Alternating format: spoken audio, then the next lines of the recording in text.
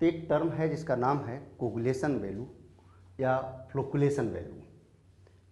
तो coagulation value को define हम लोग करते हैं कि minimum millimoles concentration of an electrolyte which is added in 1 litre of colloidal solution to coagulate in 2 hours। उसी डेफिनेशन को लिखा हुआ है जो मैंने आपको समझाया हुआ था। तो बस दो इंपॉर्टेंट और टाइप का इसमें टर्म लगता है, जैसे 2 hours, ये पता नहीं डेफिनेशन में उन्होंने लिया है तो इसलिए अपन 2 hours मानेंगे, बाकी इसका कोई यूज नहीं है। 1 लीटर कोलाइडल सोल्यूशन ले लिया, बस मोटे टर्म याद रखो, मिलीमोल्स में कंसंट्रेशन यूज किया जाएगा, मतलब molarity into volume in ml में। तो इसी को बोलते हैं दैट इज कोगुलेशन वैल्यू या that is known as flocculation value. Value जिसकी ज़्यादा होगी पावर उसकी कम होगी। इस सेंटेंस को जरूर ध्यान रखना क्योंकि इससे क्वेश्चन कई बार बन जाते हैं। अब आप थोड़ा सा विचार करें कि लायोफिलिक और लायोफोबिक कोलाइडल सोल्यूशन के कोगुलेट करने वाली प्रॉपर्टी आपने स्टडी की है।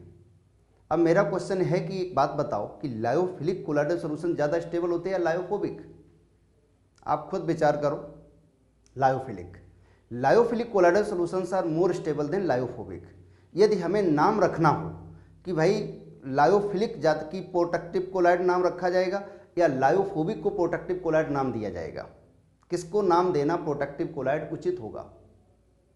तो जो स्टेबल होगा वही तो दूसरे को स्टेबिलिटी देगा, तो जो खुद स्टेबल होगा वो दूसरे को स्टेबिलिटी देगा। इसका मतलब लायोफिलिक कोलाइडल सोल्यूशन का नाम रखा गया प्रोटेक्टिव कोलाइड्स। क्यों? क्योंकि जो मेटल के सॉल्ट्स होते हैं they are highly unstable in nature, जो कि लायोफोबिक कोलाइडल सोल्यूशन होते हैं। तो उसमें अगर हम लायोफिलिक कोलाइडल सोल्यूशन मिला दे दें तो मिलाने के बाद उनकी स्टेबिलिटी, उनको खुले आसमान में रखा रहने दो तो स्टेबिलिटी बढ़ जाती है, मीन्स वो आसानी से कोगुलेट नहीं होते हैं। इसलिए लायोफिलिक कोलाइडल सोल्यूशन को नाम दिया गया प्रोटेक्टिव कोलाइड्स। अब सवाल ये खड़ा होता है कि कौन सा प्रोटेक्टिव कोलाइड, कौन सा लायोफिलिक कोलाइडल सोल्यूशन की प्रोटेक्टिव पावर ज़्यादा है? क्योंकि जैसे ये नंबर आया तो वैसे बहुत सारे लायोफिलिक कोलाइडल सोल्यूशन आने लगे, उन्होंने कहा मेरी पावर ज़्यादा है, मैं अच्छा प्रोटेक्टिव कोलाइड हूँ, मेरा भी नाम प्रोटेक्टिव कोलाइड होना चाहिए। तो उसके लिए किसकी पावर ज़्यादा है, कौन अच्छा बेहतर प्रोटेक्टिव कोलाइड है, इसके लिए एक टर्म इंट्रोड्यूस किया गया जिसको नाम दिया गया गोल्ड नंबर। अब पहले तो आपके मन में क्वेश्चन यही राइज होगा कि सर गोल्ड नंबर ही क्यों नाम दिया गया? आयरन नंबर नाम दे देता, प्लेटिनम नंबर नाम दे देता। तो बेटा यहाँ पर गोल्ड नंबर, चूंकि 16th सेंचुरी में आप सभी को पता है पहले भी इंडिया को सोने की चिड़िया बोला जाता था। इसका मतलब गोल्ड सॉल्ट तो बहुत पहले से सदियों से एग्जिस्ट कर रहा था। वो अलग बात है कि जब गोल्ड को कोलाइडल सोल्यूशन नाम दिया गया, उससे पहले गोल्ड को सोने का पानी बोला जाता था। सोने का पानी बोला जाता था, इसलिए हर किसी की पहुंच में था। इन्होंने गोल्ड नंबर को नाम रखना उचित समझा। और गोल्ड नंबर का यहाँ पर सिर्फ इतना ही मतलब है, उन्होंने 10 ml स्टैंडर्ड गोल्ड सॉल्ट लिया जो कि एक लायोफोबिक सॉल्ट है। तो एक गोल्ड नंबर हमें डिफाइन करना है, इसके लिए हमें स्टैंडर्ड 10 ml गोल्ड सॉल्ट लेना पड़ेगा और उसमें 1 ml ऑफ 10% NaCl मिला दिया।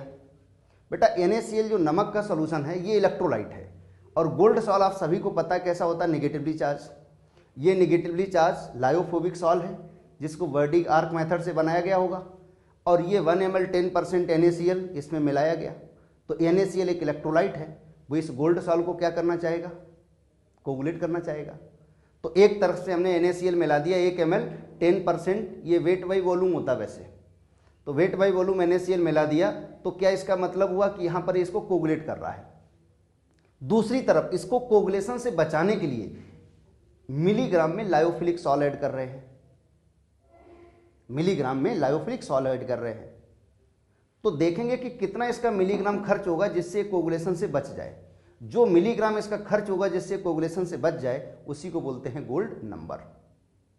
समझ में आया? ये तो वही बात हो गई कि आप क्लास में बैठे हुए हैं और मैंने एक लॉयन को ला करके खड़ा कर दिया। लॉयन का काम क्या है, आपको डराना, आपको एक तरीके से नुकसान पहुंचाना, और फिर मैं बोल रहा हूं बेटा टेंशन मत लेना, मैं हूं साथ में। तो आपके मन में क्वेश्चन होगा कि सर इससे एक ऐसी क्या बात है कि जब ऐसा ही था तो आप कायदे में लॉयन को लाना ही नहीं चाहिए था। तो लॉयन को लाने की वजह सिर्फ ये थी कि मैं अपनी पावर दिखाना चाह रहा हूँ। अब ऐसे मान लीजिए मेरे जैसे 10 लोग हैं, तो 10 लोगों की अगर पावर दिखानी है कि कौन सा ज़्यादा पावरफुल है, तो इसके लिए हमें लॉयन को लाना पड़ा। मतलब एक तरीके से हम कोलाइडल सॉल्यूशन को कोगुलेट करवा रहे हैं और दूसरे तरीके से कोगुलेशन से बचा रहे हैं। तो जितना मिनिमम मिलीग्राम खर्च होगा कोगुलेशन से बचाने के लिए, तो वही बोला जाएगा उसका गोल्ड नंबर। और जिसका गोल्ड नंबर कम होगा, मिनिमम मिलीग्राम खर्च होगा, उसकी पावर उतनी ज़्यादा होगी, उसकी प्रोटेक्टिव पावर उतनी ज़्यादा होगी। अब जरा इसको डिफाइन कर लो। It is milligram of lyophilic salt added to prevent coagulation of 10 ml standard gold salt with 1 ml of 10% NaCl। बेटा ये ध्यान रहे, अगर हम मान लीजिए इसके 10-10 ml के 10 सैंपल रखते हैं तो उसमें सभी में 1 ml ऑफ 10% NaCl मिलाना पड़ेगा और फिर देखना होगा कि किसकी कितनी मिलीग्राम अमाउंट खर्च होता है। जिलेटिन नाम का जो लायोफिलिक कोलाइडल सॉल्यूशन है जिसका गोल्ड नंबर मिनिमम है, सबसे कम है 0.005, मतलब ये सबसे अच्छे क्वालिटी का प्रोटेक्टिव कोलाइड होगा। और जो पोटैटो स्टार्च है ये सबसे घटिया क्वालिटी का है, इसका गोल्ड नंबर मैक्सिमम है 25। लेकिन बेटा ये गोल्ड नंबर के आगे यूनिट नहीं लिखा जाता, ये ध्यान रहे। ये अंडरस्टूड है उसकी डेफिनेशन में कि इसका यूनिट होता है मिलीग्राम। तो इसमें कहीं कोई अगर न्यूमेरिकल वगैरह आपने बन जाते हैं उसका भाई हम लोग डिस्कस कर लेंगे, तो उस तरीके से अपन वर्कआउट कर सकते हैं। बट एक बात आप सभी के बहुत अच्छे से समझ में आ गई होगी कि गोल्ड नंबर का प्रोटेक्टिव पावर के साथ इनवर्स रिलेशन है। अब हम लोग इस पर बेस्ट कुछ क्वेश्चन वगैरह वर्कआउट करेंगे। और चूंकि अभी तक आप लोगों ने क्या किया, कोलाइडल सॉल्यूशन स्टडी किए, क्लासिफिकेशन किया उनका, आफ्टर दैट प्रिपेयर किए कोलाइडल सॉल्यूशन, प्रिपरेशन के बाद उनको प्यूरिफाई किया और प्यूरिफिकेशन के बाद इनकी प्रॉपर्टीज आपने स्टडी की। अब प्रॉपर्टीज भी आपको पता लग गई। कोलाइडल सॉल्यूशन आपके पास कई सारे बॉटल्स में आपके घर पे रखे हुए हैं।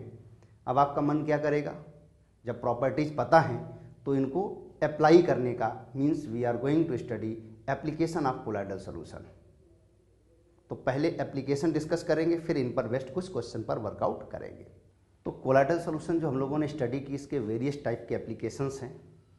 कुछ कोलाइडल सॉल्यूशन, चूँकि कोलाइडल की प्रॉपर्टी हमें पता है, जैसे स्मोक भी एक कोलाइडल सॉल्यूशन होता है, तो कहीं किसी को अगर फैक्ट्री लगानी है, भले ही वो फैक्ट्री मेडिसिन की हो या ऐसी कोई फैक्ट्री हो जिसमें चिमनी वगैरह के इन्वॉल्वमेंट होता है, तो उसमें वेस्ट फ्यूम्स वगैरह क्रिएट होते हैं।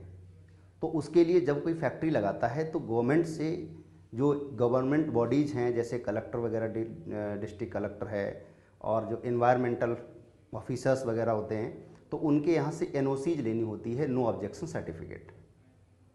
तो वो नो ऑब्जेक्शन सर्टिफिकेट इस बात का देते हैं कि भाई मैंने वो रिटन में अपना एक मतलब जो भी पेपर्स वगैरह वहाँ प्रोड्यूस करते हैं कि मैं एक फैक्ट्री लगा रहा हूँ, इस फैक्ट्री में जो चिमनी है उसमें मैंने स्मोक प्रेसिपिटेटर यूज किए हैं, जिससे आसपास की जो पॉपुलेशन है उसको कोई हार्म नहीं होने वाला है, तो हमें इसकी NOC दी जाए। तो वहाँ पर जो भी गवर्निंग बॉडीज़ होती हैं वो जाकर के मौके पर देखती हैं और देखने के बाद कि हाँ ये सारा इन्होंने अरेंजमेंट किया है, इट मीन्स वो वहाँ से NOC इशू करते हैं। तो smoke precipitation, purification, electrical precipitation of smoke, इसमें होता क्या है, इसका बेसिक जो थेरीज होती है वो ऊपर जो चिमनी के सबसे ऊपर यूज करते हैं। स्मोक क्या है, एक कोलाइडल सॉल्यूशन है, तो उसमें क्या है, इलेक्ट्रिकल दो इलेक्ट्रोड मेंटेन रहते हैं, किसी तरीके से इलेक्ट्रिकल प्लेटेड वगैरह वो मेंटेन करते हैं। तो जैसे ये फ्यूम्स वगैरह जाती हैं तो उसको क्या कर देता है, कोगुलेट कर देता है। तो जो हैवियर पार्टिकल हैं वो वहीं पर प्रेसिपिटेट हो जाते हैं और जो गैसेस हैं, जो हार्मफुल गैसेस नहीं है, वो बाहर निकल जाती हैं। ये इसका बेसिक फिनोमेनन होता है, कुछ रटना नहीं है, बस सीधी सी बात, एक बार आपको एक ओवरव्यू होना चाहिए कि हाँ इस जगह यहाँ पर यूज होता है। दूसरा एक और टर्म है प्यूरिफिकेशन ऑफ ड्रिंकिंग वाटर। जो सप्लाई वाला वाटर होता है, म्यूनिसिपल सप्लाई वाला वाटर है सिटीज़ में, तो उसको प्यूरिफाई किया जाता है, या तो बोरवेल वाला होगा या फिर वाटर कलेक्टेड किया गया होगा किसी पॉन्ड्स वगैरह में, तालाब वाला पानी है तो उसमें वाटर ट्रीटमेंट प्लांट्स होते हैं वेरियस सिटीज़ में। और आपको पता है जो मडी वाटर होता है, this is kind of colloidal solution होता है, तो उसमें एलम्स वगैरह यूज करते हैं।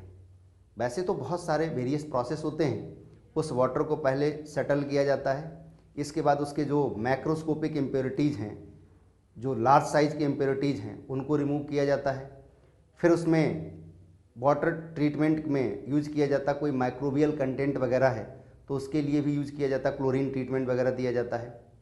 और उसी में एक प्रोसेस होता है कि अगर सस्पेंडेड पार्टिकल्स बहुत ज़्यादा हैं तो जो सस्पेंडेड इम्प्योरिटीज़ के फॉर्म में पार्टिकल्स, डस्ट वगैरह, मिट्टी वगैरह या कोई भी ऐसे हो सकते हैं, तो उनको कोगुलेट कराया जाता है। और वैसे तो कोगुलेशन में टाइम लगता है, तो इसलिए एलम्स यूज कर लिए जाते हैं, फिटकरी। तो जैसे ही एलम्स यूज करेंगे तो एलम में केटाइनिक वैलेंसी ज़्यादा होती है, तो केटाइन क्या करेंगे, उसको एक तरीके से जो नेगेटिवली चार्ज है उसको कोगुलेट करवा देंगे, तो बॉटम में सेटल हो जाएगा। इसके बाद फिल्टर आउट कर लिया जाएगा, फिर माइक्रोबियल ट्रीटमेंट किया जाएगा, फिर वो सप्लाई कर दिया जाएगा पानी। तो बेसिक आपको तो बस इतनी बात ध्यान रखनी है कि हमें पता है मडी वाटर कोलाइडल सोल्यूशन है, तो मडी वाटर कोलाइडल सोल्यूशन हमें मालूम है, इसकी प्रॉपर्टी हमें पता है, जिसकी बेसिस पे हम लोग इसको कोगुलेट कर पा रहे हैं, इसको प्यूरिफाई कर पा रहे हैं। मैंने एलम यूज किया, हमें मालूम है निगेटिवली चार्ज है, तो जैसे ही एलम्स यूज किए तो देखा गया कि वो इम्प्योरिटीज बॉटम में सेटल हो गई हैं। बेटा एक तीसरा वास्ट एप्लीकेशन है मेडिसिन वगैरह में। जनरली जो सिरप वगैरह होते हैं ये कोलाइडल फॉर्म में होते हैं, लेकिन कुछ नोन हैं टेक्निकली जो यहाँ पर हमें स्टडी करने जो एग्जांपल्स वगैरह दे रखे हैं, जैसे अर्गराल होता है, ये सिल्वर का कोलाइडल सोल्यूशन होता है जो आई लोशन में यूज किया जाता है। कोलाइडल एंटीमनी है, ये काला जार में यूज किया जाता है। जो कोलाइडल गोल्ड होता है, गोल्ड का कोलाइडल सोल्यूशन है, वो इंट्रामस्कुलर कुछ गाढ़े इंजेक्शन होते हैं जिसमें बहुत ज़्यादा हाईली कंसनट्रेटेड होते हैं, तो उन इंजेक्शन वगैरह में यूज किया जाता है। मिल्क का मैग्नीशिया आपको पता ही स्टमक डिसऑर्डर में यूज किया जाता है। और इसके साथ साथ में कोलाइडल सल्फर है, ये भी आपको मालूम होगा कि कोलाइडल सल्फर स्किन डिजीज में यूज किया जाता है। तो ये कुछ मेडिसिनल यूज भी हैं कोलाइडल सोल्यूशन के, जो मेडिसिन वगैरह में यूज किए जाते हैं। एक और इम्पॉर्टेंट टर्म है जो इसके एप्लीकेशंस में आता है, that is tanning. Tanning, tanneries आपने नाम सुना होगा, जहां लेदर का एक तरीके से प्यूरिफिकेशन होता है। तो होता क्या है कि एक बात हमें पहले से मालूम है कि जो एनिमल हाइड्स होते हैं, मतलब एनिमल्स की स्किन के ऊपर जो हेयर वगैरह होते हैं, animal hides they are colloidal in nature. और वो भी कैसे कोलाइडल होते हैं, they are positively colloidal solution. अब सोल्यूशन तो नहीं आपको दिखता है कि एनिमल के ऊपर, लेकिन हाँ जो हाइड्स है, जो भी स्किन है अपर वाली, that behaves as a positively charge colloidal. अब अगर हमें मान लीजिए कोई किसी को इंडस्ट्री लगानी है, उसको शू, बेल्ट या पर्सेस वगैरह बनाने हैं लेदर के, तो उसके लिए एनिमल हाइड्स तो हटाने पड़ेंगे। तो हमें उसकी प्रॉपर्टी पता है पहले से ही कि ये पॉजिटिवली चार्ज कोलाइडल सोल्यूशन है, तो उसमें टैनिंग की जाती है, मतलब कुछ टैनिन्स वगैरह बनाए जाते हैं। So when tanning negatively charge, जो कि एक उसमें मेटल वगैरह यूज़ किए जाते हैं, क्रोमियम वगैरह यूज़ किए, क्रोमियम मेटल वगैरह के कोलाइडल सोल्यूशन होते हैं, वो यूज किए जाते हैं। तो ये होते हैं निगेटिवली चार्ज। तो जो टैनिंग बनाई जाती है, इसको रिमूव करने के लिए वो अपोजिटली चार्ज होगी, निगेटिवली चार्ज। और जैसे ही उस लेदर के ऊपर, एनिमल हाइड्स के ऊपर उसको यूज करेंगे टैनिंग को, तो पता चले सारे जो हाइड्स हैं वो सारे हट जाएंगे, वो म्यूचुअल कोगुलेट कर जाएंगे, या कोगुलेट कर जाएंगे तो उनको उस स्किन से अलग कर लिया जाएगा, तो जिससे लेदर हार्ड हो जाता है। इस प्रोसेस को बोलते हैं हार्डनिंग ऑफ लेदर। तो ये कुछ इसके वास्ट एप्लीकेशन है। कुछ और भी है, जो रबर का लेटेक्स वगैरह होता है, ये भी कोलाइडल सोल्यूशन वगैरह है। जैसे पुडिंग वगैरह है, ये भी कोलाइडल के ही नेचर में आता है। पेंट है, वार्निश है, इंक है, they are also used as a colloidal solution. तो ये इनके वेरियस टाइप के एप्लीकेशंस हैं जो हम लोगों ने एक एक करके स्टडी किए हैं। तो अब हमें कोलाइडल सोल्यूशन के बारे में कंप्लीट इन्फॉर्मेशन मिल गई है। अब इनमें कुछ किस वैरायटी के किस तरीके के सवाल बनते हैं, उन पर हम लोग कुछ मॉडल क्वेश्चन कर लेते हैं, उस पर वर्कआउट कर लेते हैं। तो अभी तक कोलाइडल में जो भी आपने स्टडी किया है, उससे रिलेटेड प्रॉब्लम्स हम लोग डिस्कस करने जा रहे हैं। क्वेश्चन नंबर 1 आपके सामने है, gelatin salt can be easily coagulated by. First option दे रखे हैं addition of NaCl, addition of CaCl2, addition of sodium phosphate and addition of ethyl alcohol. आप जवाब दे, जरा सोचें। जो अभी तक आप लोगों ने वर्कआउट किया है, जिलेटिन सॉल्ट को कैसे कोगुलेट किया जा सकता इजीली, आसानी से। तो सबसे पहले जब भी कभी ऐसे क्वेश्चन होते हैं तो आप ये वर्कआउट करें, ये लायोफिलिक है कि लायोफोबिक है। तो आपको एग्जांपल्स जो वर्कआउट किए हम लोगों ने, गम है, जिलेटिन है, क्ले है, ये एक तरीके से निगेटिवली चार्ज कोलाइडल सॉल्यूशन होते हैं। सही बोला मैंने? नहीं सही बोला, क्योंकि ये लायोफिलिक कोलाइडल सॉल्यूशन होते हैं। अरे बोलो भाई, ये लायोफिलिक कोलाइडल सॉल्यूशन होते हैं बेटा। एग्जाम्पल भी बोला था आपको, अगर याद हो तो। जिलेटिन लायोफिलिक कोलाइडल सॉल्यूशन है, और लायोफिलिक की जो स्टेबिलिटी होती है उसकी वजह होती है एक्सेसिव हाइड्रेशन। तो इसका मतलब है कि इनको कोगुलेट करने के लिए मैंने आपको एक सीधा ब्रह्मास्त्र बताया था कि जो जिस वजह से स्टेबल है वो वजह खत्म कर दो, अपने आप कोगुलेट हो जाएगा। तो जिलेटिन का जो सॉल्ट है वो लायोफिलिक है, और जो लायोफिलिक सॉल्व होते हैं उनके ऊपर या तो चार्ज बहुत कम होता है या होता ही नहीं है। तो यहाँ पर बहुत कम चार्ज है, लेकिन स्टेबिलिटी की जो वजह है वो एक्सेसिव हाइड्रेशन है। तो इसका मतलब कोई डिहाइड्रेटिंग एजेंट मिलाना पड़ेगा। अब आप देखो चारों ऑप्शन में कौन सा डिहाइड्रेटिंग एजेंट है, एल्कोहल। तो इसका मतलब इसका आंसर कौन सा हो जाएगा, फोर्थ। तो आंसर विल बी फोर्थ। इसका आंसर होगा that is fourth. Next question given है, for coagulation of ferric hydroxide ferric ion Cl minus ion which will have highest coagulation value. चार ऑप्शन गिवन है, वो बोल रहा है इसमें कोगुलेशन वैल्यू सबसे ज़्यादा किसकी होगी। तो कोगुलेशन वैल्यू की बात की है, इसका मतलब ये लायोफोबिक कोलाइडल सोल्यूशन है। और आपके सामने ही लिखा हुआ है वो भी कैसा है, पॉजिटिवली चार्ज। तो पॉजिटिवली चार्ज कोलाइडल सोल्यूशन को जब भी अपन कोगुलेट कराते हैं तो क्या हार्डी-सोल्जे रूल के अकॉर्डिंग क्या बताया था, ये इलेक्ट्रोलाइट दे रखे हैं, इनमें इस इलेक्ट्रोलाइट में जिस नेगेटिव आयन की बैलेंसी जितनी ज़्यादा होगी उसकी पावर उतनी ज़्यादा होगी, और पावर ज़्यादा होगी तो वैल्यू कम होगी। बेटा यहाँ नेगेटिव वाला Cl माइनस आयन है, Cl माइनस आयन 1 नेगेटिव है, सल्फेट आयन माइनस में 2 नेगेटिव है, फॉस्फेट में 3 नेगेटिव है, और फेरोसाइनाइड आयन जब टूटेगा तो ये 4 नेगेटिव बताएगा। आप बताओ इनमें सबसे ज़्यादा बैलेंसी नेगेटिव चार्ज की किस में है, फोर्थ में। तो कोगुलेशन पावर सबसे ज़्यादा किसकी होगी, फोर्थ की। लेकिन सवाल में क्या पूछा गया, हाईएस्ट कोगुलेशन वैल्यू, अमाउंट किसका ज़्यादा खर्च होगा। तो पावर जिसकी ज़्यादा होगी अमाउंट उसका कम होगा। तो इसका मतलब हमें मिनिमम बैलेंसी वाला देखना पड़ेगा। तो मिनिमम बैलेंसी वाला कौन सा है, फर्स्ट। तो हमारा आंसर हो जाएगा दैट इज। सभी के समझ में आ गया। आगे देखिए थर्ड क्वेश्चन। सबसे पहले आप खुद से ट्राई कर ले, क्वेश्चन नोट करें, पॉज दें और इसके बाद खुद से ट्राई करें कि इसका आंसर क्या होगा, फिर आप हमारा सॉल्यूशन देखें। ये 4 ऑप्शन दे रखे हैं, आपसे सवाल ये किया गया इनमें से कौन सा पॉजिटिवली चार्ज कोलाइडल सॉल्यूशन बनाएगा। इसका मतलब है कि they are concern with the chemical methods. जो प्रिपरेशन मेथड हम लोगों ने कोलाइडल सॉल्यूशन के पढ़े हैं उसमें से एक डबल डिकम्पोजिशन मेथड पढ़ा था, अगर आपको याद हो तो AgNO3 प्लस KI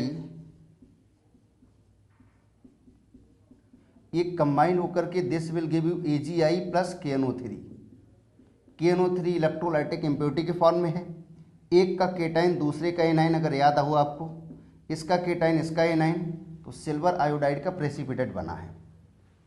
आपसे पूछा गया पॉजिटिवली चार्ज कोलाइडल सॉल्यूशन हो, इसका मतलब जो कॉमन आयन पॉजिटिव वाला है, जो प्रेसिपिटेट में दोनों ही आयन मौजूद हैं, सिल्वर आयन और I माइनस आयन, लेकिन जो पॉजिटिव वाला कॉमन आयन है that must be in greater amount, या मोल्स उसके ज़्यादा होने चाहिए, मिली मोल्स ज़्यादा होने चाहिए, मिलीग्राम इक्विवेलेंट ज़्यादा होने चाहिए। तो सिल्वर नाइट्रेट के जिसमें ज़्यादा होंगे, AgKI के कम होंगे, वही हमारा आंसर होगा। पहले वाले में देखो बेटा मिली मोल्स 100 × 0.1 10 हो गए सिल्वर नाइट्रेट के, और 100 × 0.1 10 इसके भी हो गए। चूँकि दोनों के बराबर हैं तो अगर आपको याद हो तो क्या ये कोलाइडल सॉल्यूशन बना सकता है, नहीं बनाएगा। सेकेंड वन इज 100 × 0.1 इसके 10 हो गए, और 100 × 0.2 इसके 20 हो गए। तो इसके 20 हो गए बेटा और इसके 10 हो गए। आप देख रहे AgNO3 के कम है, KI के ज़्यादा है, तो KI के अगर ज़्यादा होंगे तो यहाँ पर common ion I minus ion हो जाएगा। इसका मतलब ये निगेटिवली चार्ज बनाएगा, और हमें क्या चाहिए, पॉजिटिव वाला। तो ये भी हमारा आंसर नहीं होगा। 100 ml 0.2 मोलर सिल्वर नाइट्रेट, तो molarity into volume in ml, जिससे मिली मोल्स मिलते हैं, तो इसके मिली मोल्स हो गए 20, जो कि हमारे काम का है, और यही हमारा आंसर भी होगा। 20 है और इसके मिली मोल्स 100 × 0.1 कितने आ गए, 10। तो ये हमारा आंसर हो जाएगा, क्योंकि सिल्वर नाइट्रेट के मिली मोल्स ज़्यादा है। 100 × 2.2 इसके भी 20 हैं, और 100 × 2.2 इसके भी 20 हैं, ये भी बराबर है। इसका मतलब ये कोलाइडल सॉल्यूशन नहीं बनाएगा। अब इस पे 3 वैरायटी के सवाल बनते हैं। हो सकता है मैं यहाँ पर बोल देता कि which of the following will form negatively charge colloidal solution. तो जब भी कभी निगेटिवली चार्ज कोलाइडल सॉल्यूशन की बात करें तो आपको देखना होगा कि KI के किस में ज़्यादा होंगे इक्विवेलेंट। तो आप खुद बताओ आंसर कौन सा होना चाहिए अगर हम नेगेटिवली चार्ज सवाल होता हमारा। यदि हमारा क्वेश्चन यही पॉजिटिव की जगह नेगेटिव होता तो आंसर कौन सा टिक करते आप, सेकेंड। गुड। क्या मैं सवाल करता कि आंसर फर्स्ट और फोर्थ आप टिक करते, सवाल क्या होता, सवाल ये होता है कि which of the following will not form colloidal solution, किसमें कोलाइडल नहीं बनेगा। तो आपका दो आंसर हो जाते, फर्स्ट वाला भी आंसर होता और फोर्थ वाला, ये दोनों ही कंडीशन में they will not form colloidal solution. Am I right? सभी के समझ में आ गई बात? चलो गुड। क्वेश्चन है आपके लिए, on adding 0.025 gram starch in 10 ml gold sol with 1 ml of 10% NaCl just to prevent coagulation of gold sol. आपसे पूछा गया what will be gold number of starch. तो अभी गोल्ड नंबर की डेफिनेशन आपको बताई थी, उसी के अकॉर्डिंग आप इसका गोल्ड नंबर कैलकुलेट करेंगे। तो सबसे पहले पॉज बटन दबाएं और आप खुद से इसको वर्कआउट करें, और वर्कआउट करने के बाद आप जो मेरी अप्रोच है उसको देखें, यदि सही है तो वेल डन, और यदि गड़बड़ है तो फिर देखो मैं कैसे अप्रोच करता हूँ। बेटा डेफिनेशन अपनी सिंपल सी है, और डेफिनेशन के अकॉर्डिंग अगर बात करें तो स्टैंडर्ड हम लोगों ने 10 ml 10 ml गोल्ड सॉल्व लिया। आप क्वेश्चन में भी देखिए क्या 10 ml गोल्ड सॉल्व इन्होंने यूज किया है? बिल्कुल यूज किया है। उसमें 1 ml स्टैंडर्ड 10% NaCl ही मिलाएंगे, जिसका काम होता है गोल्ड सॉल्व नेगेटिवली चार्ज को कोगुलेट कराना। अब इसके कोगुलेशन से बचाने के लिए डेफिनेशन में है milligram amount of lyophilic solve which is added in 10 ml gold salt with 1 ml of 10% NaCl just to prevent coagulation। तो हमें मिलीग्राम में चाहिए होते हैं, लेकिन यहाँ पर जो लिया गया है वो किस में लिया गया? ग्राम में लिया गया है। तो मिलीग्राम मीन्स स्टार्च जो ऐड किया गया, स्टार्च मिलीग्राम अमाउंट कितना हो जाएगा? ग्राम को मिलीग्राम में बदलने के लिए 0.025, बेटा इसको मल्टीप्लाई करते हैं 1000 से, तो ये नेट में आपको मिल जाएगा 25। इसका मतलब हमारा आंसर होना चाहिए 25, तो correct answer will B 4th। Agreed? सभी के समझ में आ गया? नेक्स्ट क्वेश्चन है, आप क्वेश्चन नोट करें। A, B, C and D are the lyophilic sol. कुछ 4 सैंपल रखे होंगे लायोफिलिक सॉल्व के, added in lyophobic sol to prevent coagulation having gold number 10, 0.01, 25 and 0.5 respectively. कह रहा right in decreasing order of protective power. तो gold number का protective power के साथ क्या रिलेशन होता है, ये बात आपको पता होनी चाहिए। फिर से वही डेफिनेशन पर बेस्ड है। मैं चाहूंगा कि आप पहले पॉज बटन दबाएं और खुद से वर्कआउट करें। आ गया आंसर तो गुड, और नहीं आया तो देखो मेरा सॉल्यूशन। मैं इसको कैसे अप्रोच कर रहा हूं? गोल्ड नंबर की डेफिनेशन से। सबसे जिसका गोल्ड नंबर ज़्यादा होता है उसकी प्रोटेक्टिव पावर कम होती है। आपको प्रोटेक्टिव पावर का डिक्रीजिंग ऑर्डर बताना है। इसका मतलब हम लोग सभी जानते हैं कि जो प्रोटेक्टिव पावर होती है लायोफिलिक सॉल्व की, this is inversely proportional to gold number.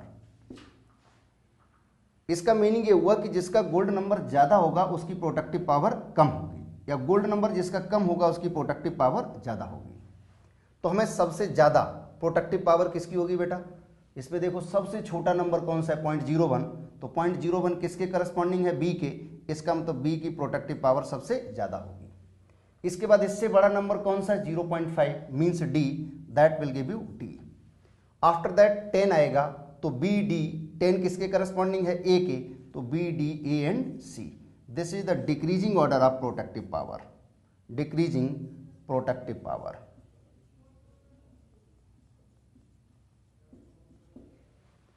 तो इस तरीके के इसमें सवाल बनते हैं। इन क्वेश्चंस को अप्रोच करने के लिए बेसिक डेफिनेशन जो चीज़ें हैं वो आपको याद रखनी पड़ेंगी। इसमें कोई बहुत दिमाग नहीं लगाना है, बहुत कोई हाईफाई न्यूमेरिकल नहीं बनते हैं, बस थोड़े बहुत जो बनते हैं उस पर अपन वर्किंग कर रहे हैं। तो नेक्स्ट क्वेश्चन है आपके लिए, पहले आप क्वेश्चन नोट कर लें और इसको वर्कआउट करें। 100 ml AgI minus ion K plus ion can be coagulated by 100 ml 0.1 molar CaCl2 solution in 2 hours। What will be coagulation value of CaCl2? वो कह रहा है कि एक इलेक्ट्रोलाइट है कैल्शियम क्लोराइड, उसकी कोगुलेशन वैल्यू क्या होगी। तो जो डेफिनेशन बताई थी उसी डेफिनेशन के बेसिस पर यूनिटरी मेथड हमें यूज करना है। डेफिनेशन ये थी, अगर आपको याद हो, कि 1 लीटर कोलाइडल सोल्यूशन है, उसमें मिनिमम मिलीमोल्स जो ऐड किए जाएं, मिनिमम जो कंसंट्रेशन हो मिलीमोल्स के टर्म्स में, जिससे कोगुलेशन हो इन 2 hours, वही बोला जाएगा उसकी कोगुलेशन वैल्यू। तो बेटा कोगुलेशन वैल्यू इसके सॉल्व करने के लिए तो पहली बात तो मिली मोल्स कितने यूज किए गए, तो 100 ml हम कह सकते हैं 100 ml colloids is coagulated bye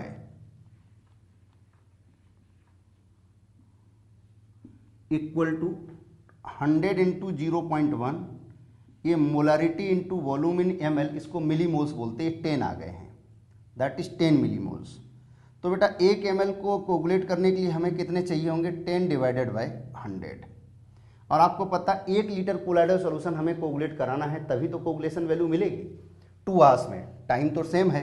तो 1 लीटर का मतलब हो गया 1000 ml, तो 1000 ml को अगर कोगुलेट कराएंगे तो 1000 इंटू 10 डिवाइडेड बाई 100, और इसको जब आप सॉल्व करेंगे तो ये 2 जीरो कैंसिल आउट हो गया, आंसर हो गया 100। इसका मतलब इसकी जो कोगुलेशन वैल्यू होगी दैट मस्ट बी 100, तो correct answer will B second. बेटा सभी के समझ में आ गया। नेक्स्ट क्वेश्चन है, थ्योरेटिकल सवाल है, which of the following is an example of purification method of colloidal solution. नीचे 4 ऑप्शन गिवन है, वो आपसे सवाल कर रहा है इनमें से कौन सा प्यूरिफिकेशन मेथड है कोलाइडल सॉल्यूशन का। तो अभी तक इतने सारे टर्म हैं, तो टर्म मैंने आपसे बोला था कि थ्योरेटिकली टर्म के नाम ही अगर आप याद कर रखें तब भी आपका वर्किंग हो जाएगी इस टॉपिक में। इलेक्ट्रोफोरेसिस, पेप्टाइजेशन, डायलिसिस और ऑस्मोसिस। तो जिस बच्चे ने रेगुलर क्लास कर ली है, भले ही उसने रिवाइज नहीं किया है, कुछ टर्म याद है उसको, तो वो आंसर दे देगा। पहले आप आंसर खुद से सोचें, अगर आ गया है और नहीं आया तो मेरा सॉल्यूशन देखें। इलेक्ट्रोफोरेसिस आपको पता है कि इलेक्ट्रोफोरेसिस प्रॉपर्टीज होती है कोलाइडल सॉल्यूशन की, जिसमें 2 इलेक्ट्रोड मेंटेन करते हैं और जिससे कोलाइडल पार्टिकल जो डिस्पर्स फेज के पार्टिकल हैं उनका मूवमेंट होता है। तो movement of disperse phase particle, जिसकी हेल्प से हम लोग चार्ज पता करते हैं कोलाइडल सॉल्यूशन में, और इस चार्ज जाकर के अपने को डिस्चार्ज कर देते, तो जिससे कोगुलेशन भी होता है। तो ये तो प्रॉपर्टीज में आ गया। पेप्टाइजेशन अगर आपको याद हो तो ये प्रिपरेशन मेथड है। पेप्टाइजेशन में हमें सुइटेबल इलेक्ट्रोलाइट ऐड करते थे, this is the preparation method of colloidal solution. Dialysis 100% जो इलेक्ट्रोलाइटिक लाइटर इम्प्योरिटीज होती हैं उनको रिमूव करने के लिए पार्चमेंट पेपर से रिमूव करने के प्रोसेस को डायलिसिस बोलते हैं। तो डायलिसिस एक प्यूरिफिकेशन मेथड होता है। अच्छा, और कौन कौन से प्यूरिफिकेशन मेथड बताए थे? First one is dialysis, second one is electrodialysis, fast process था, और तीसरा बताया था अल्ट्रा फिल्ट्रेशन मेथड। तो dialysis will be the correct answer, तो आंसर विल बी थर्ड। और ऑस्मोसिस, इलेक्ट्रो ऑस्मोसिस, ये एक तरीके से प्रॉपर्टीज में काउंट होते हैं कि जब सॉल्वेंट के पार्टिकल्स का मूवमेंट होता है सेमी परमेबल मेम्ब्रेन के through spontaneously, that is the osmosis. और अगर उसमें इलेक्ट्रोड मेंटेन कर दें तो सॉल्वेंट का जो मूवमेंट है जिससे हमें सॉल्यूट के मूवमेंट को रोकना है, तो वो प्रोसेस बोल दिया जाता है, that is electro osmosis. Agreed. इस टॉपिक का हमारा लास्ट पार्ट है, that is catalyst and catalysis. आपको स्टार्टिंग में ही बताया था कि कैटलिस्ट और कैटालिसिस ऐसा सब टॉपिक है कि जिससे कभी कोई 4-5 ईयर में कहीं क्वेश्चन आ गया, और वो जो क्वेश्चन आता है वो आप बायो और केमिस्ट्री, ऑर्गेनिक, इनऑर्गेनिक पढ़ते हैं, उसमें बहुत सारे जो एग्जाम्पल्स वगैरह स्टडी करते हैं उससे रिलेटेड निकल आते हैं। लेकिन फिर भी एक बार आपको ओवरव्यू दे देते हैं, तो जिससे बेहतर होगा कि आप रिकॉल कर लेंगे, कभी ना जाने किस भेस में मिल जाए भगवान, कोई क्वेश्चन आ जाए, तो इसलिए हमें वर्कआउट करना पड़ रहा है। बस एक फील कीजिए कि कॉन्सेप्ट कोई इसमें भी टर्म है और बहुत रटने की, बहुत ज़्यादा समझने की ज़रूरत नहीं है। बस आप जितना भी आपको चीज़ें दिमाग में बैठ जाएं, सेटल हो जाएं, बस वेल एंड गुड। कैटलिस्ट क्या होते हैं? कैटलिस्ट ऐसे केमिकल सब्सटेंसेस होते हैं जो किसी भी रिएक्शन के रेट को प्रमोट करते हैं, रेट को बढ़ा देते हैं। जैसे we teachers, we faculties are acts as a catalyst for the student. जो आप वही चीज़ें, वही कैटलिस्ट का कॉन्सेप्ट आप खुद से पढ़ोगे तो आपको लगेगा हाफ एन आवर लगेगा, लेकिन वही कैटलिस्ट का कॉन्सेप्ट मैं आपको समझा देता हूँ बेसिक लैंग्वेज में, तो आपको 10 मिनट में कॉन्सेप्ट समझ में आ जाएगा। ये करते क्या है, आपने काइनेटिक्स में भी स्टडी किया है कि ये एक्टिवेशन एनर्जी को कैटलिस्ट कम कर देते हैं। जब कट ऑफ कम हो जाएगा बट ऑब्वियस है रिएक्शन का रेट बढ़ जाएगा। वही लैंग्वेज जो टफ थी, वो लैंग्वेज आपके नहीं समझ में आ रही है, उसको सिंप्लीफाई कर दिया तो आपको समझने का रेट बढ़ गया। ऐसे सब्सटेंसेस को मॉडर्न डेफिनेशन के अकॉर्डिंग बोलते हैं कैटलिस्ट। और जो फेनोमेनन है, प्रोसेस है, इस फेनोमेनन और प्रोसेस को नाम देते हैं कैटालिसिस। हमेशा ध्यान रहे, कैटलिस्ट प्रोसेस होता है और कैटालिसिस फेनोमेनन होता है। अब इसको दो तरीके से हम लोग क्लासीफाई करते हैं, one is called homogeneous catalyst और homogeneous catalysis, and other one is called heterogeneous catalyst और हेट्रोजीनियस कैटलिसिस। ध्यान रहे, कई बार कैटलिसिस यूज किया जाता है, कई बार कैटलिस्ट यूज करते हैं, दोनों में बहुत बेसिक सा डिफरेंस है। जो पूरा प्रोसेस है उसको बोलते हैं कैटलिसिस, और जो सब्सटेंस यूज किया जाता है उसको बोल देते हैं कैटलिस्ट। तो होमोजीनियस कैटलिस्ट क्या होते हैं? अगर किसी भी केमिकल रिएक्शन की देख करके बता सकते हो, रिएक्शन को लर्न करने की, रटने की कोई आवश्यकता नहीं है, देयर इज नो नीड। अगर रिएक्टेंट लेफ्ट वाले और जो कैटलिस्ट यूज किया है उनकी फिजिकल स्टेट सेम है तो उसको बोलते हैं होमोजीनियस कैटलिस्ट, और इस रिएक्शन को बोलते हैं होमोजीनियस कैटलिसिस रिएक्शन का एग्जाम्पल है। NO plus SO2 SO2 plus O2 से NO की प्रेजेंस में 2SO3 बना रहा है, और SO3 जब वाटर के साथ रिएक्शन करके सल्फ्यूरिक एसिड का फॉर्मेशन करता है, तो इस सल्फ्यूरिक एसिड के फॉर्मेशन का एक मेथड है जिसमें NO गैसियस यूज किया गया जो कि कैटलिस्ट है। आप इस रिएक्शन को देख करके बताइए क्या ये होमोजीनियस के एग्जाम्पल है और आप इससे सेटिस्फाइड हैं? बिल्कुल है। क्यों? क्योंकि SO2 भी गैस है, O2 भी गैस है, और NO जो लिया गया that is also present in gaseous state. तो देखो G, इसका मतलब they are present, they are known as homogeneous catalysis, और this one is known as homogeneous catalyst. Agreed? बेटा एक दूसरा एग्जाम्पल लिया है, C12H22O11 लिक्विड, मतलब चीनी का सॉल्यूशन है, शरबत जिसको बोलते हैं। उस शरबत में थोड़ा और पानी मिला दो और H+ आयन 1-2 ड्रॉप नींबू के निचोड़ दो, मतलब एसिडिक मीडियम क्रिएट कर दो, रात भर रखा रहने दो, तो ये ग्लूकोज और फ्रक्टोज में बदल जाता है। आप यहाँ पर ये बताएंगे कि ये होमोजीनियस या हेट्रोजीनियस का है। फील कीजिए इसको। बेटा यहाँ देखो फिजिकल स्टेट लिखी है रिएक्टेंट की, लिक्विड, ये भी लिक्विड है, और ये जो H+ आयन है वो भी लिक्विड स्टेट में ही एक्वा मीडियम है। तो it means this is the example of homogeneous catalysis and H+ ion is the homogeneous catalyst. Similarly अगर हम हेट्रोजीनियस की बात करें तो ऐसे सब्सटेंसेस जिसमें रिएक्टेंट और कैटलिस्ट दोनों ही मीन्स एक तरीके से डिफरेंट फिजिकल स्टेट में, डिफरेंट फेज में मौजूद हो, उसको बोलते हैं हेट्रोजीनियस कैटलिस्ट, और इस प्रोसेस को बोलते हैं हेट्रोजीनियस कैटलिसिस।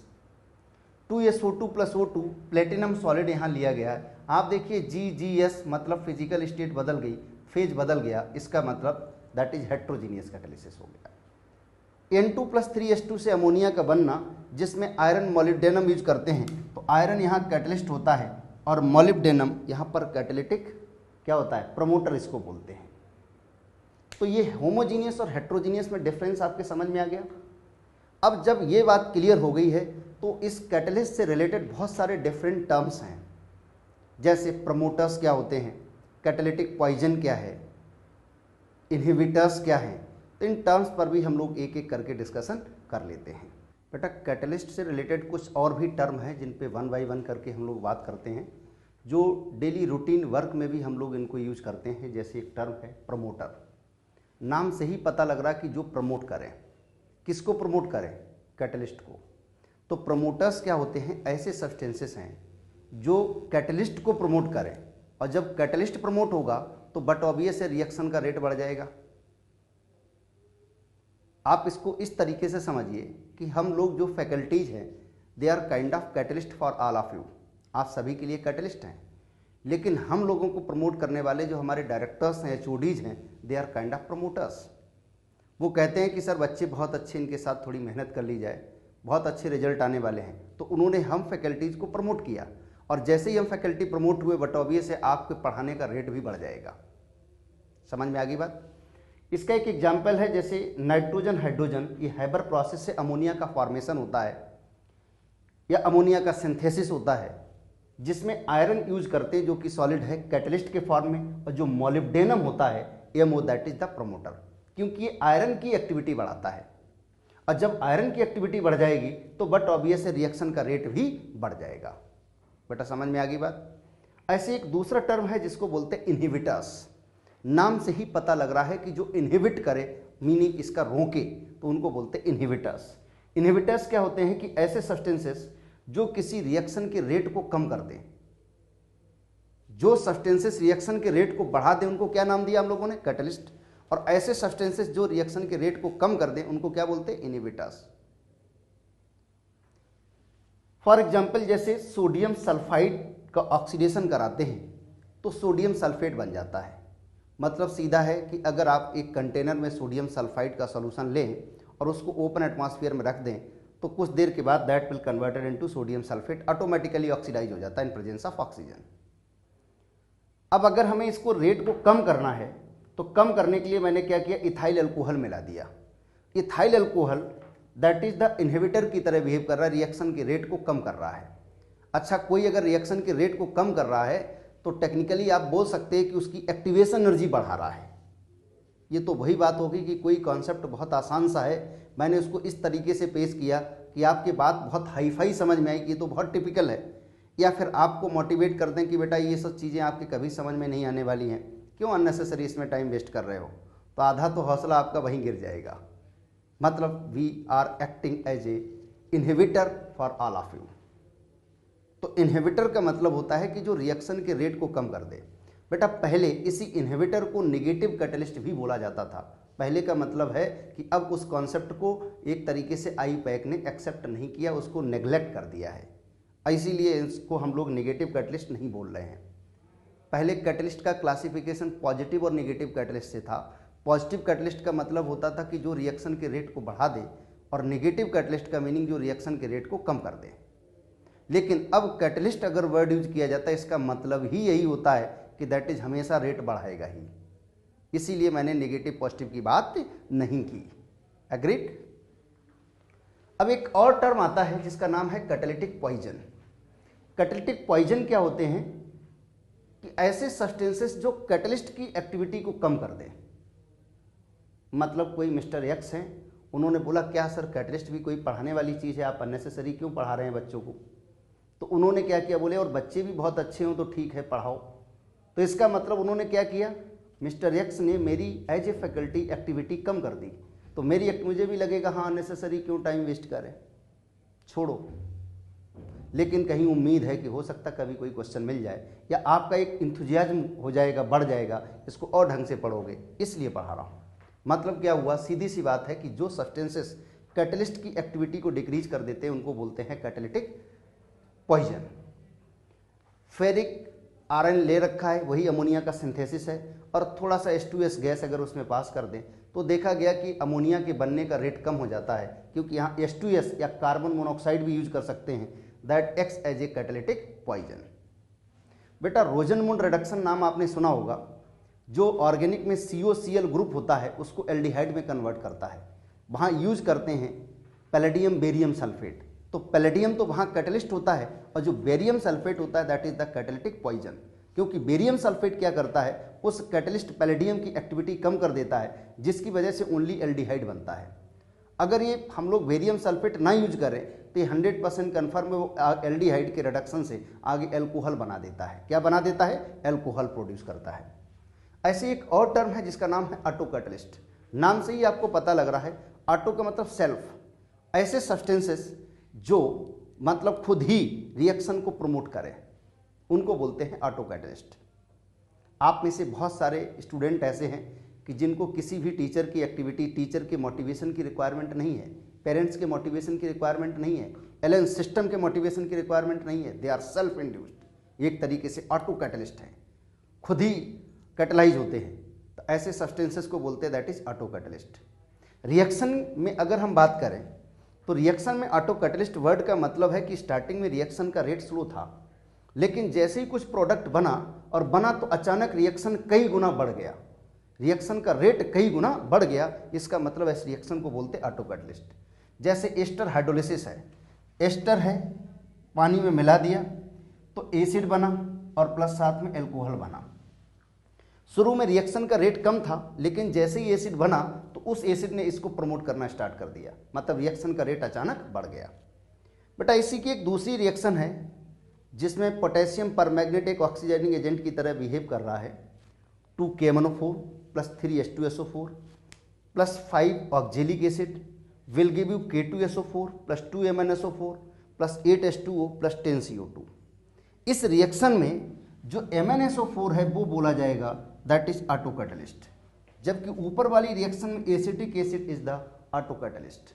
तो ऑटो कैटलिस्ट का मतलब जो रिएक्शन के दौरान ही प्रोडक्ट बना वही रिएक्शन को कैटलाइज करे।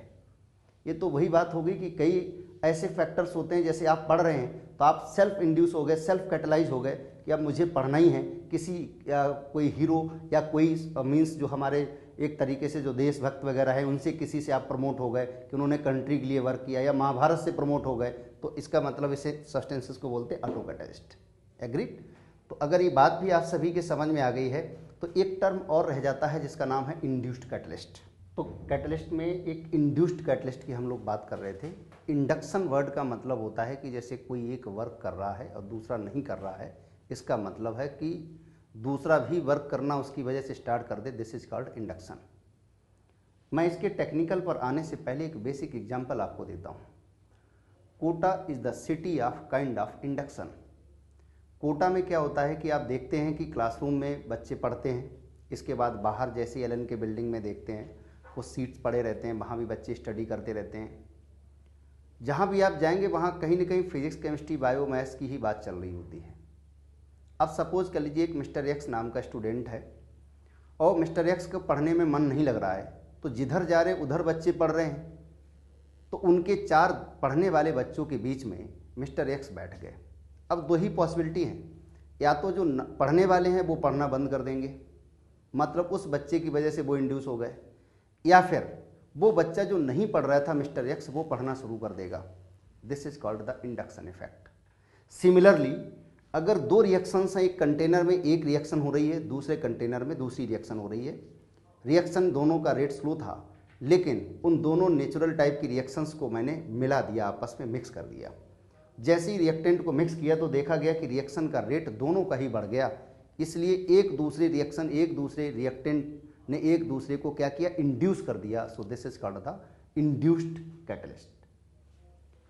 सोडियम सल्फाइड का ऑक्सीडेशन सोडियम सल्फेट में हो रहा था, आर्सेनाइड का ऑक्सीडेशन सोडियम आर्सेनेट में हो रहा था, लेकिन दोनों का रेट स्लो था। जब दोनों को आपस में मिला दिया तो दोनों का रेट बढ़ गया। तो this is the example of induced catalyst. बेटा एक और टर्म है जिसको बोलते हैं जियोलाइट्स। ये जियोलाइट भी ये भी एक तरीके से स्पेशल टाइप के कैटलिस्ट होते हैं। इनको सेफ सेलेक्टिव कैटलिस्ट भी बोलते हैं, क्योंकि इनका जो स्ट्रक्चर होता है that is kind of honey comb structure होता है, जैसे मधुमक्खी का छत्ता होता है, इस तरीके के स्ट्रक्चर होता है जियोलाइट्स का। तो ये सेफ सेलेक्टिव कैटलिस्ट भी बोले जाते हैं, पोरस नेचर के होते हैं। इनके जो पोर्स होते हैं दे आर, उनका साइज होता है 260 से 740 पिकोमीटर। ये हमें रटना पड़ेगा, याद रखना पड़ेगा कि इनका पोर साइज क्या होता है। ये जियोलाइट वाटर सॉफ्टनर भी बोले जाते हैं, वाटर के प्यूरिफिकेशन में उसके हार्डनेस को रिमूव करने में भी काम में आते हैं। इनका जनरल फार्मूला NaXN, एन की वैल्यू बेटा कुछ भी हो सकती है, 1 2 3 4 कुछ भी हो सकता है, क्योंकि एक पॉलीमेरिक फॉर्म में एक तरीके से हैं ये। AlO2 whole X SiO2 whole Y dot ZH2O। इसको सोडियम एल्यूमिनियम सिलिकेट भी बोलते हैं। ये 3D सिलिकेट्स होते हैं जिनका हनीकॉम्ब स्ट्रक्चर है, और पोर साइज आपको पता ही है दैट इज 260 से 740 पिकोमीटर। आज की डेट में जिस तरीके से सैटेलाइट्स में हजारों टाइप के PSLV1, PSLV2, PSLV3 डेवलप हो चुके हैं, ठीक उसी तरीके से यहाँ जियोलाइट्स के भी बहुत सारे वैरायटी डेवलप हो चुकी हैं। उनमें से एक स्पेशल टाइप का है दैट इज ZSM5। ZSM5 जो स्पेशल टाइप का जियोलाइट है जिसका काम था कि अल्कोहल से गैसोलीन पेट्रोल को बनाना। ये एक बार एम्स में क्वेश्चन भी पहले आ चुका है।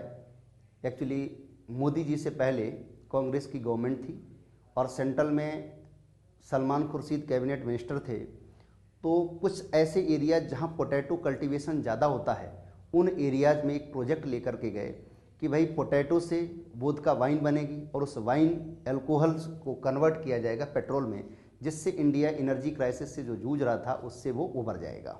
ये बेसिक कॉन्सेप्ट था, न्यूज़पेपर में डेली आता था।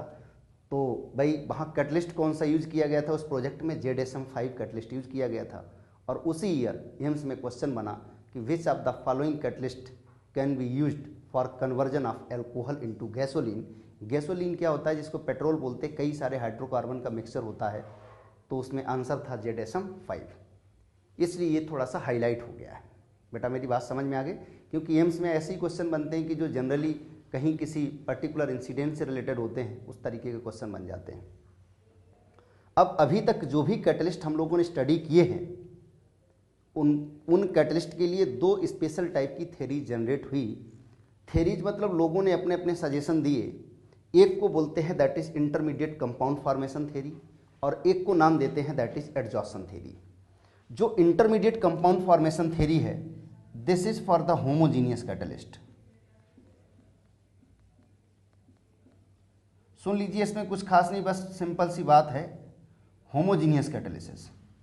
इसमें क्या होता है कि जो कैटलिस्ट है उसकी फिजिकल स्टेट वही है, वो रिएक्टेंट की है, एग्रीड।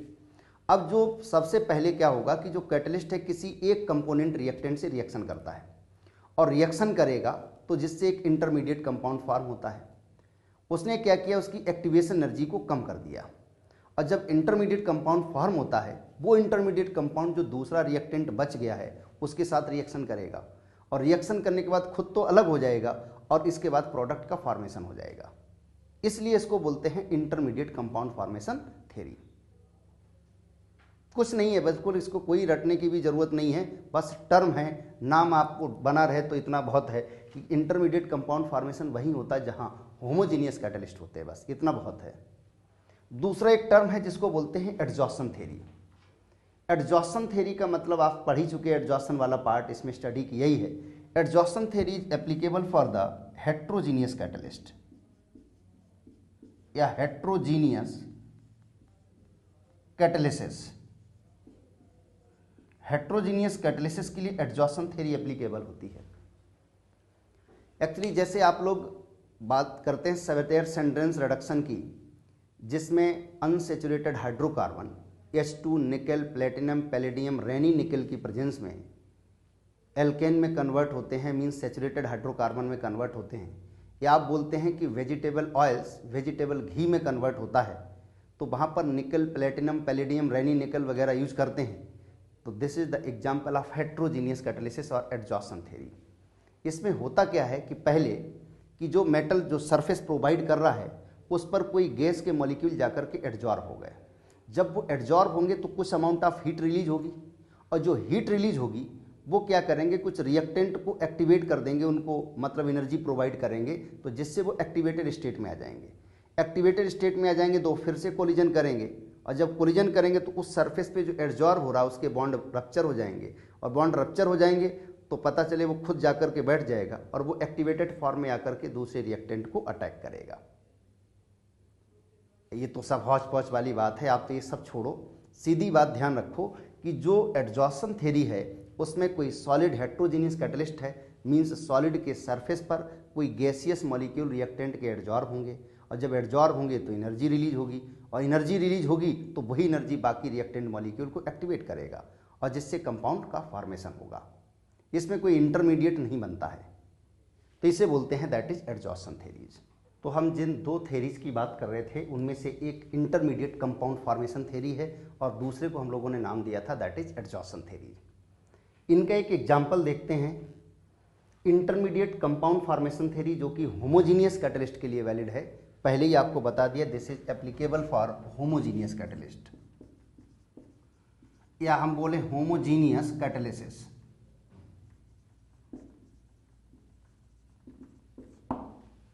मैं इसका एक एग्जाम्पल ले रहा हूं जिसमें एक रिएक्शन ली है ट्वाइस SO2 प्लस O2, ये गैसियस स्टेट में है, will give you twice SO3 gas, जिसमें NO गैसियस आपने एक कैटलिस्ट यूज किया है जिसको नाइट्रिक ऑक्साइड बोलते हैं, दिस इज द कैटलिस्ट। तो अब सवाल उठता है कि आखिरकार कैटलिस्ट ने इस रिएक्शन को कैसे कैटलाइज किया होगा। तो यहाँ पर लोगों ने सजेशन दिया, इसीलिए इसको नाम दिया गया थ्योरीज। तो लोगों ने बोला ऐसा हुआ होगा कि सबसे पहले कि जो NO नाइट्रिक ऑक्साइड है उसने एक रिएक्टेंट O2 के साथ रिएक्शन किया है और O2 के साथ रिएक्शन करके this will give you twice NO2। जो ट्वाइस NO2 है दैट इज इंटरमीडिएट। बेटा हमेशा ध्यान रखिए इंटरमीडिएट वो होते हैं कि जो नेट में ओवरऑल रिएक्शन में दिखाई नहीं देते हैं। तो NO2 जो है इंटरमीडिएट है। इस NO2 ने क्या किया, जो दूसरा रिएक्टेंट मॉलिक्यूल रह गया था SO2 उसके साथ रिएक्शन की। तो NO2 प्लस SO2 आप देखेंगे NO और प्लस एक ऑक्सीजन इसने SO2 को दे दिया तो बन गया SO3। यहाँ पर NO जितना रिएक्टेंट, जितना कैटलिस्ट आपने स्टार्टिंग में यूज किया था वही कैटलिस्ट वापस आ गया। इसका मतलब कैटलिस्ट की सेहत पर कोई असर नहीं पड़ा। आप में से किसी बच्चे के दिमाग में क्वेश्चन हो सकता है कि सर यहाँ तो 2NO2 बना था, 2NO लिया था और यहाँ पर 1 NO है। तो अगर ऐसा आपके माइंड में कुछ आ रहा है तो आप यहाँ भी 2NO2 कर सकते हैं, इधर भी 2 से मल्टीप्लाई कर सकते हैं, तो इधर भी 2NO बन जाएगा, इधर भी 2SO3 बन जाएगा। तो नेट में बात वही आ जाएगी। क्या ये बात आपके समझ में आ गई है? तो इसलिए इसको बोलते, चूँकि इसमें इंटरमीडिएट कंपाउंड का फॉर्मेशन होता है और अल्टीमेटली फाइनली प्रोडक्ट में बदल जाता है, तो इसीलिए हम लोग इसको नाम देते that is intermediate compound formation theory. सभी के समझ में आ गई? बेटा दूसरा एक टर्म है जो कैटलिस्ट किस तरीके से वर्क करते हैं, दैट इज एडजॉर्प्शन थ्योरी, जो हेट्रोजीनियस कैटलिसिस फेनोमेनन जो होता है उसके लिए वैलिड है। उसमें क्या है कि कोई भी सरफेस मेटल का होगा जो सॉलिड होगा, ये मेटल का सरफेस है, सॉलिड है, और ये रिएक्टेंट इसमें यूज किया गया है। ये जो जैसे रिएक्टेंट यूज किया गया तो इसका मतलब ये कैटलिस्ट कैसा हो गया, एक तरीके से सॉलिड फॉर्म में आ गया। ये रिएक्टेंट मॉलिक्यूल, इसमें फ्री वैलेंसीज हैं। फ्री वैलेंसी समझते हो? फ्री वैलेंसी का मतलब है कि इसकी टेंडेंसी है एडजॉर्ब करने की, या टेंडेंसी है बॉन्ड फॉर्मेशन की, इसीलिए फ्री वैलेंसीज बोलते हैं। हालांकि जो पोरस मटेरियल होता है, जो बारीक पिसा हुआ मटेरियल होता है, that also have more number of free valencies. कहने का मतलब साबुत नमक ले लीजिए और नमक को बारीक बारीक पीस लीजिए तो पिसा हुआ नमक में फ्री वैलेंसी ज़्यादा होंगी कंपेरेबल टू साबुत नमक। बात समझ में आ गई है? तो वही चीज़ है कैटालिटिक सरफेस जिसमें फ्री वैलेंसीज है और ये रिएक्टेंट लिया गया, इनकी आपस में रिएक्शन कराएगी। तो ये जो रिएक्टेंट मॉलिक्यूल है उन्होंने फ्री वैलेंसी जो कैटलिस्ट के सरफेस के हैं उसके साथ बॉन्ड फॉर्म कर लिया, और बॉन्ड फॉर्म करने के बाद फिर क्या हुआ, इससे कुछ एनर्जी रिलीज हुई होगी। जब भाई बॉन्ड फॉर्मेशन होगा तो बॉन्ड फॉर्मेशन प्रोसेस हमेशा एक्सोथर्मिक होता है, उस एनर्जी ने रिएक्टेंट जो बाकी ये भी मॉलिक्यूल होंगे उनको और एक्टिवेट कर दिया होगा। अब अगले स्टेप में क्या हुआ कि चूंकि एनर्जी रिलीज हुई तो खुद इन रिएक्टेंट मॉलिक्यूल को भी एक्टिवेट कर दिया और कुछ बहुत एनर्जी जो है वो इसमें भी चली गई है, तो इन्होंने एक और रियल में बॉन्ड फॉर्म कर लिया जिससे एक इंटरमीडिएट टाइप का बन जाता है। हालांकि जो इसमें इंटरमीडिएट बनता है that is highly unstable, immediate एक कन्वर्ट हो जाता है प्रोडक्ट में।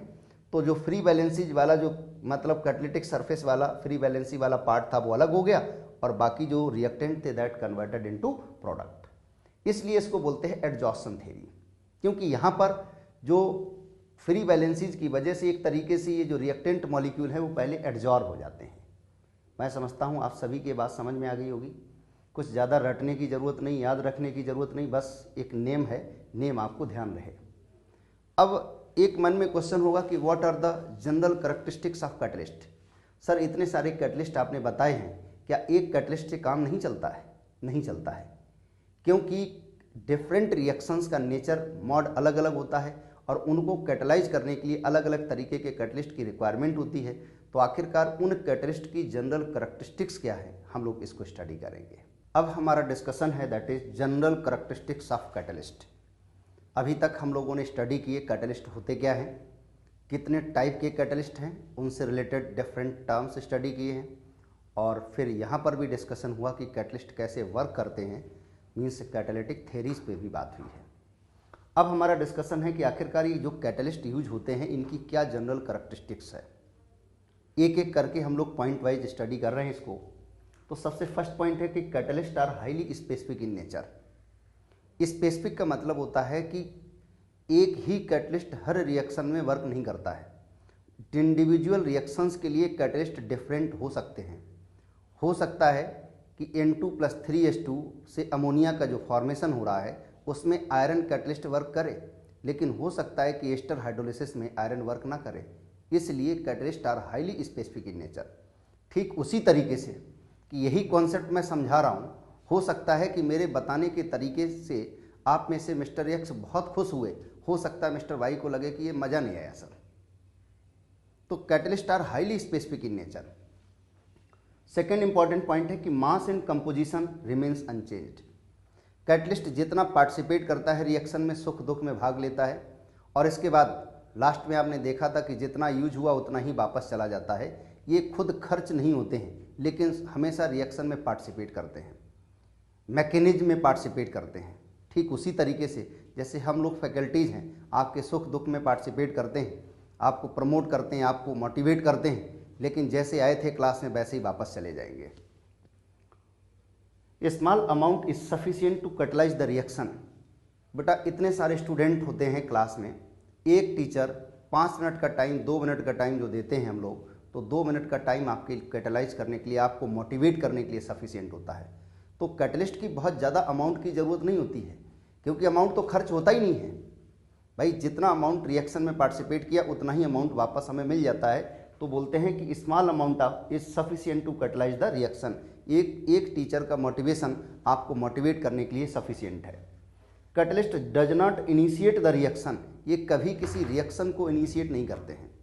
ये तो वही बात हो गई कि जैसे ठीक है मैं आपको सरफेस केमिस्ट्री पढ़ा रहा हूँ, आपने कहा कि आर के भाई सर हमारे समझ में आ रही हैं सारी बातें।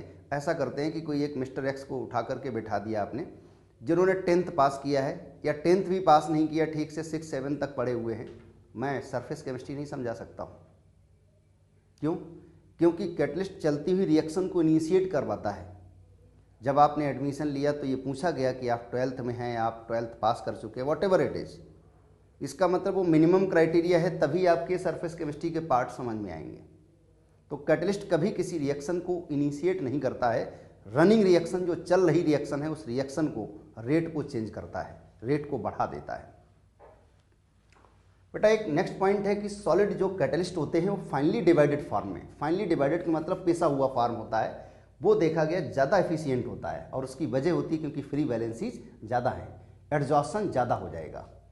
ये तो वही बात हुई कि सवातेर सेंट्रेंस रिडक्शन रिएक्शन में, जिसमें वेजिटेबल ऑयल से वेजिटेबल घी बनता है या अनसेचुरेटेड हाइड्रोकार्बन से सेचुरेटेड हाइड्रोकार्बन बनते हैं, उसमें निकल, प्लेटिनम, पैलेडियम यूज किया जाता है। लेकिन यदि आपको याद हो तो ये भी रैनी निकल टर्म भी यूज किया जाता है। रैनी निकल क्या होता है कि हाईली प्यूरिफाइड फॉर्म ऑफ निकल होता है, और दूसरा ही ग्राइंडेड फॉर्म में होता है, पिसा हुआ होता है एक तरीके से, फाइनली डिवाइडेड जिसको बोलते हैं। Does not change the nature of product, catalyst कभी भी प्रोडक्ट का नेचर चेंज नहीं करता है।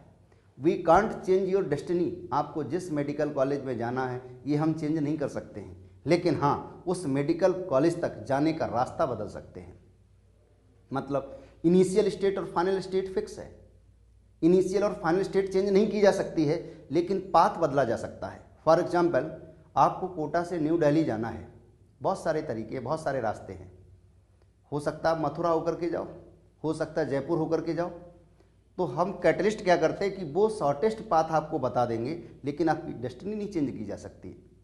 कोटा से आप चलेंगे, दिल्ली आप पहुंचेंगे, लेकिन रास्ते अलग अलग हो सकते हैं। इसलिए वो सारे फंक्शन जिनको स्टेट फंक्शन बोलते हैं, जो इनिशियल और फाइनल स्टेट पर डिपेंड करते हैं, उनमें चेंज की वैल्यू नहीं चेंज करता है कैटलिस्ट। तो ये वो जो पॉइंट है, catalyst does not change delta H, delta U, delta S, delta G, इनकी वैल्यू कैटलिस्ट चेंज नहीं करता है, क्योंकि इनिशियल और फाइनल स्टेट का डिफरेंस है। फिर बेटा कैटलिस्ट तो सिर्फ एक्टिवेशन एनर्जी बदलता है ना, तो एक्टिवेशन एनर्जी का ग्राफ नीचे ऊपर जा सकता है, बट इनमें जो चेंज है, चेंज का मतलब होता है कि फाइनल और इनिशियल स्टेट का डिफरेंस है, वो चेंज हमेशा रिमेन्स कांस्टेंट रहेगा।